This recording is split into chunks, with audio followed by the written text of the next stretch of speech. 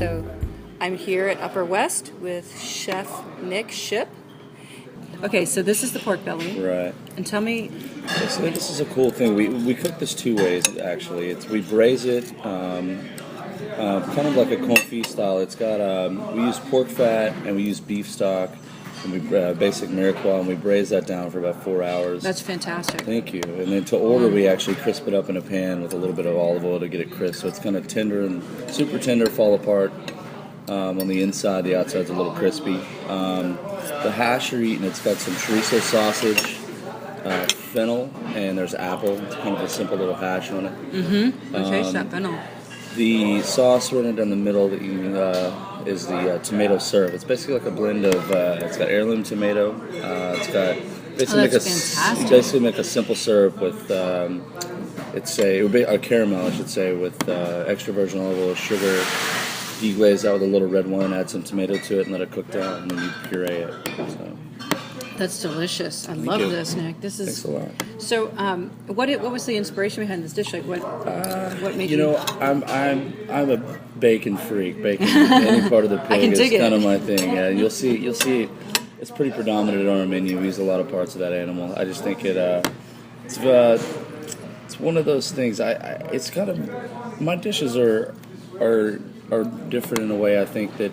This is kind of a little bit of everything culturally wise. There's Asian techniques, classic Italian setup. There's chorizo being Mexican, South American, even Spanish. The prosciutto is very super Italian. So that was kind of the approach. I just wanted something that tasted incredibly good, that had a super pop to it. It was really good, culturally sound, I guess. Living in California, I try to encompass and encapsulate what I see in California, which is like a multicultural cuisine, and I try to do that on each plate, so that's kind of what you see there. This is fantastic. Thank you.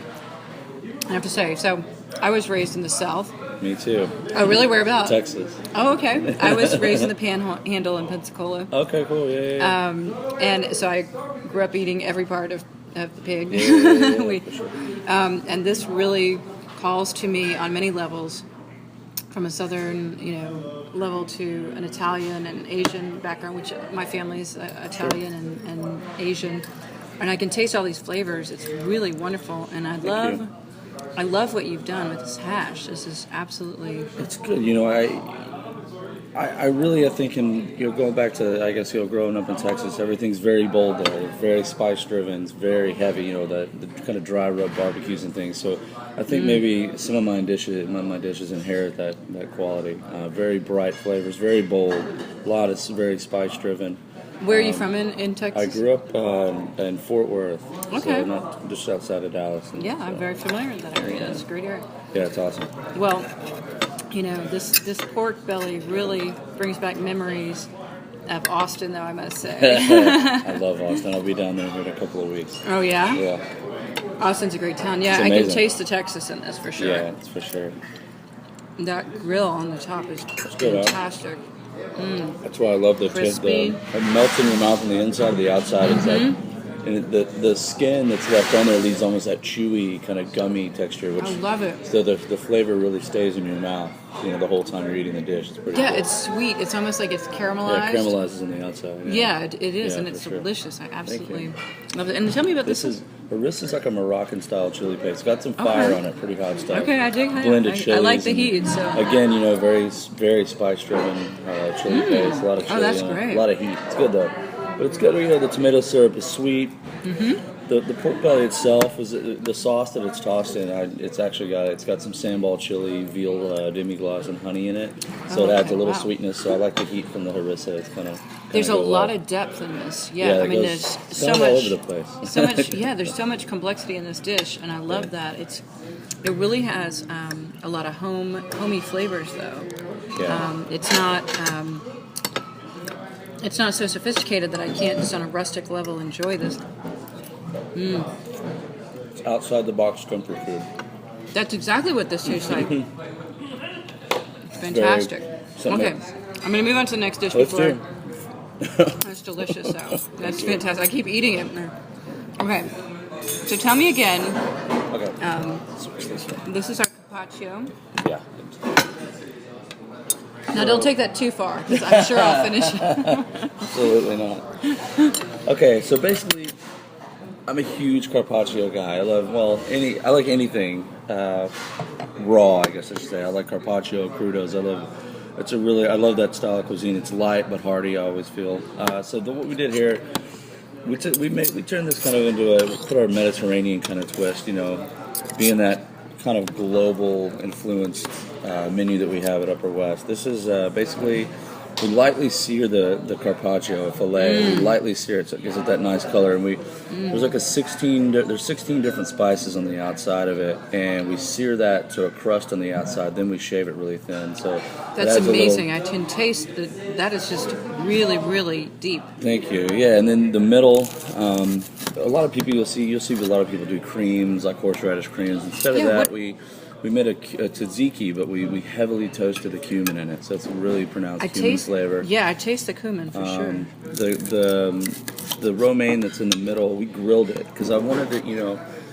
When you're eating the meat, the grilled romaine almost has like a cooked meat feel to it because you taste the grill. So it's this cool contrast in flavor. I think it's really nice. We put caper and honey vinaigrette on that. There's some pecorino. We grilled the romaine with some smoked olive oil. That's fantastic. So, thank you very much. We shaved the pecorino really fine, so it almost melts, kind of like cheese. It's kind of like cheese butter in your mouth, which is pretty cool. Yeah, I just got that. I just got a bite of that with. I just got a bite of that, and with the cumin and the roasted. Is this romaine? That's just a grilled romaine head. Yeah, it's the heart of a romaine. We grilled it off, so we drizzle it with we put salt, pepper, and we drizzle it with smoked olive oil. Kind of gives a little smoky feel to it. So now, where do you get your ingredients? We're pretty local. Okay. We try to stay local, sustainable. Yeah. I work with some of the, I use purveyors that work with a lot of the local farmers. We rotate every day. I have fish, meat, seafood. We got our fish, our meat, and our produce every day. It's an everyday delivery. So we all order small, local farms, organic farms, sustainable farming practices, all using all organic vegetables, and the meats are all antibiotic free. We try to keep them in that. Okay, so this is really. Yeah, it's really good. It's good stuff. Okay, wow. So who is your meat provider, if you don't mind me asking? We use a purveyor called Premier, which is they provide to everybody, but we can get certain farms through that company. I use Nyman Ranch a lot, which is in Northern California. That's where we get our pork belly from. We got a pork tenderloin that I use from Nyman. I've always thought Nyman was a great company. They're always consistent, and I like the way they practice. If he's bothering you too much, let me know.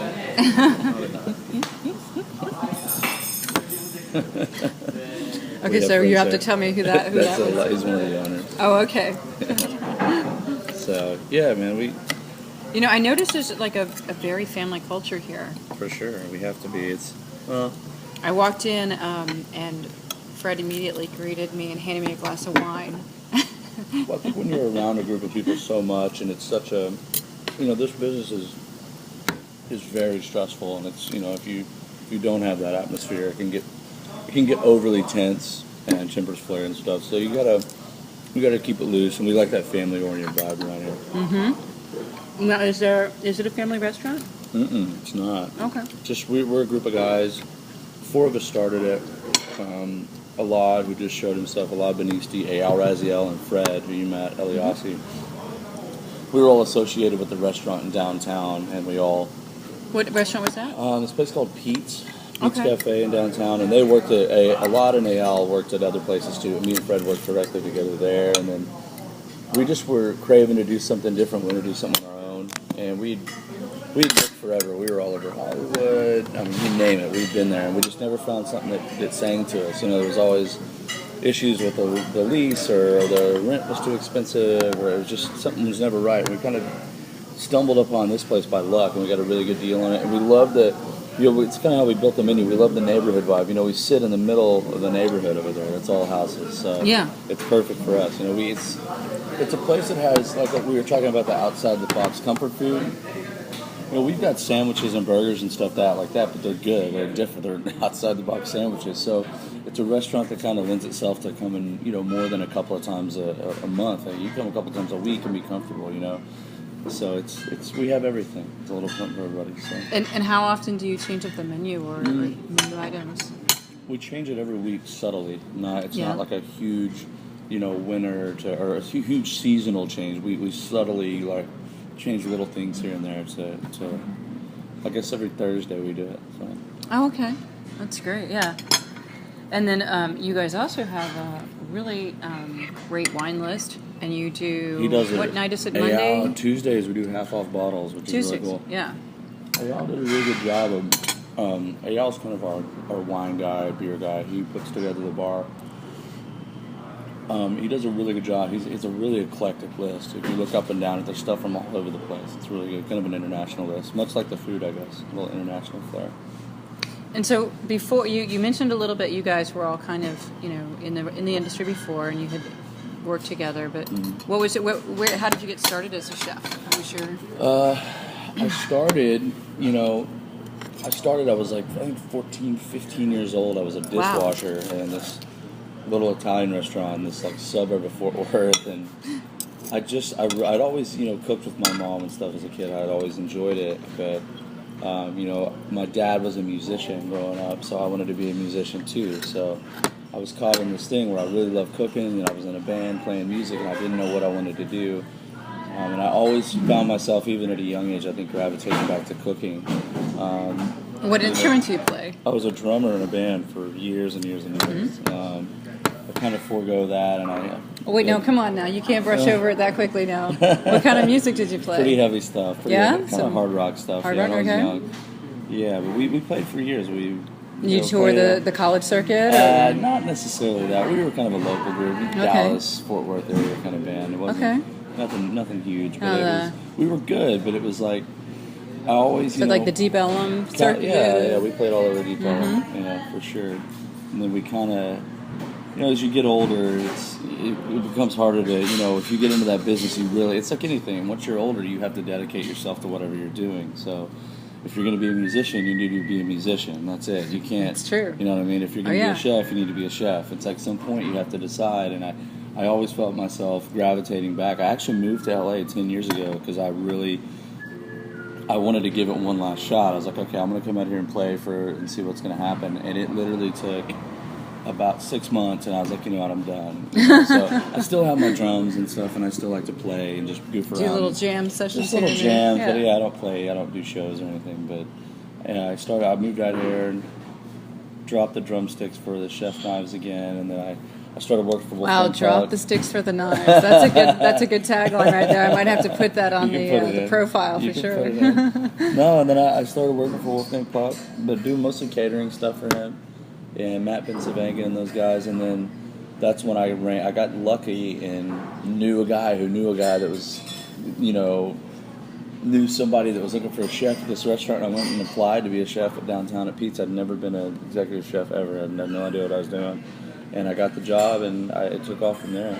I kind of taught myself. I banged around restaurants all over Dallas and Fort Worth. I actually attribute a lot of it to this guy Clark McDaniel. You should mention that in the article. He's like my mentor chef. He's the guy who was doing this kind of cuisine way back in the day, and he was which is fabulous, by the way. I keep picking here. I can't stop eating this. He was amazing. He's a really good guy. He taught me a lot. He's where I think I get the foundation for my style. It's probably directly related to him, and a dish that he used to do, we do a very similar version of it, and his name is actually on my menu. It's like McDaniel's Slaw, so he's a little shout out to him. He's a big part of my success, I think, as a chef. So that's great. You gotta have good mentors in anything you do. Yeah, for sure. Especially when you're young. Yeah, definitely. So, and how long have you guys been open here? We have been open 3.5 years. 3.5 years. Every March, it's our 4-year anniversary. So. 3 years, okay. 3 years. So I have to ask, because you probably get this a lot, but so how often do you get you look like Jesse? Which guy? Who? Breaking Bad? You don't get that? You look just like Jesse. Somebody told me that. And you sound a little like Jesse. Your voice has a little, like if you said, I didn't know bitches. I didn't know who they were talking about. And it's funny you said that. one of the customers said that, and I just started watching Breaking Bad because they said that. And I was like, okay, I gotta watch it. So now I'm like on a Breaking Bad marathon. You look just like Dude, Jesse. somebody told me that, and I was like,